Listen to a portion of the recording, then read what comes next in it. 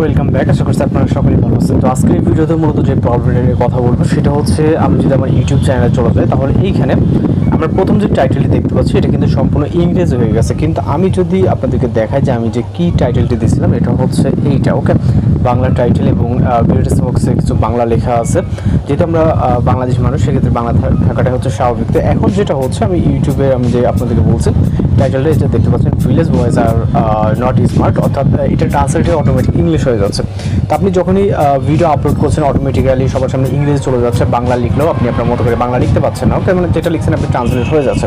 তো এই প্রবলেমটি কীভাবে সলভ করবেন সেটা মূলত এই ভিডিওতে দেখাবো, যেন সম্পূর্ণ ভিডিওটি কন্টিনিউ করতে থাকুন। যদি এটা ভিডিও এডিটিং আওতায় পড়ে না, তো জাস্ট সকলের সুবিধার্থে আমি মূলত এটা আপনাদেরকে দেখাবো। তো আমরা আমাদের ফোন থেকে গুগল ক্রোম ব্রাউজারে চলে যাব এবং আপনার গুগল ক্রোম ব্রাউজারে চলে যাওয়ার পর ইউটিউব স্টুডিওতে চলে যাবেন, ওকে, ডেস্কটপ মুভ করে।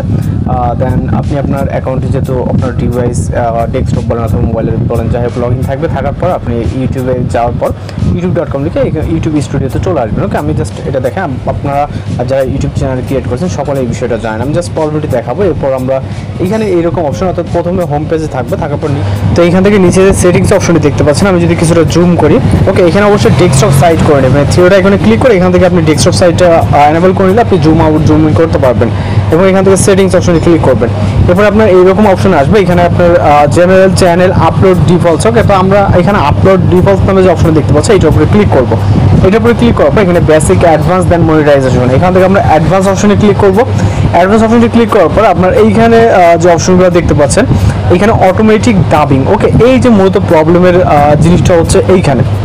তো এইটাকে আমাদের এখান থেকে আনটিক করে দিতে হবে। এখানে অ্যালাউ আছে, ওকে, সরি, এখান থেকে আমাদের অ্যালাউ আছে, অ্যালাউ টিক মার্কটাকে তুলে দিব, ওকে। তাহলে কিন্তু এখানে দেখবেন যে টিক মার্কটা উঠে গেছে আমাদের, এই যে এইটা, ওকে। তো এইটা এখান থেকে আপনি টিক মার্কটাকে তুলে দিবেন। দেওয়ার পর আমরা এখান থেকে সেভ অপশনে ক্লিক করবো, ওকে।